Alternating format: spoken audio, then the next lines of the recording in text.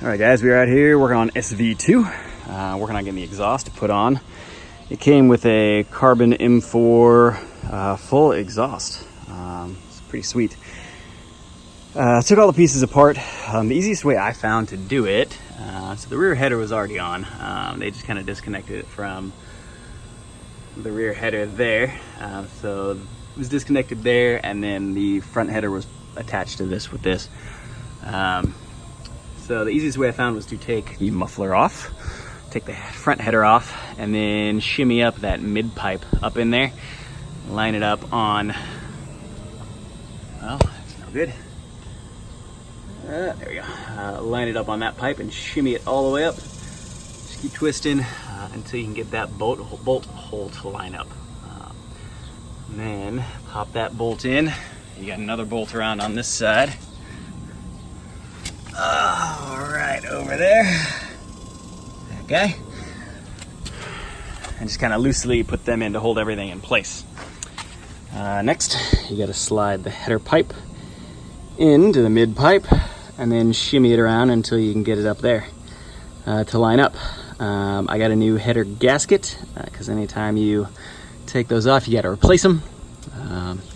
So the new gasket, the bolts were MIA as well, so I got new bolts, but I should tighten those up.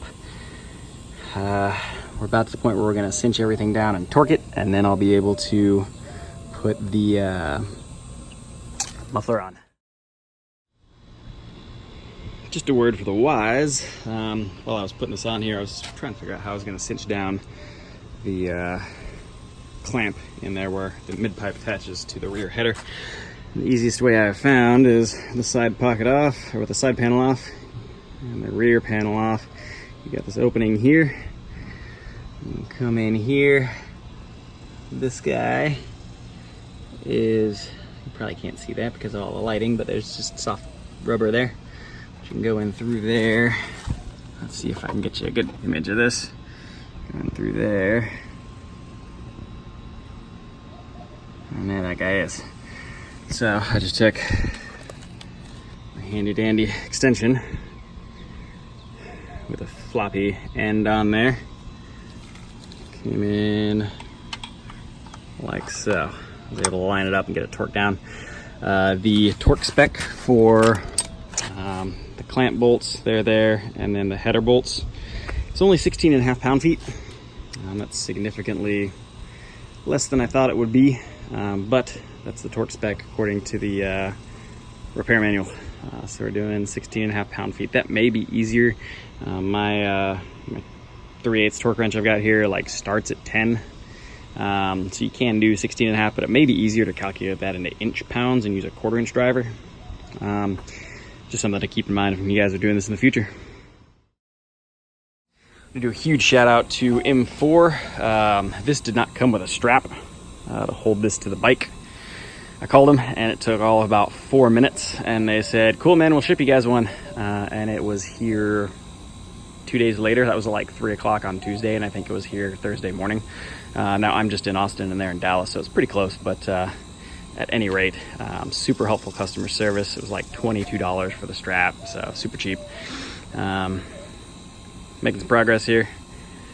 Excited once I get it on there. I'm still waiting for the fuel pump that I ordered. The fuel pump I ordered should ship today, so it'll probably be here mid next week.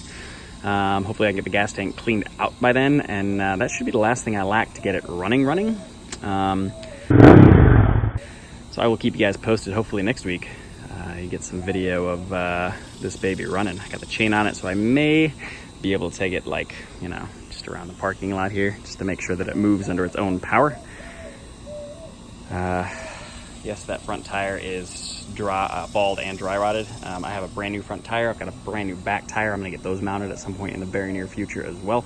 I live about 1.5 miles from Cycle Gear, so I can go dump them over there, and they'll put them on in just a couple of hours for like 15 or 20 bucks a piece. So should be good. Gonna get this baby moving, making some fast progress. Keep you guys posted.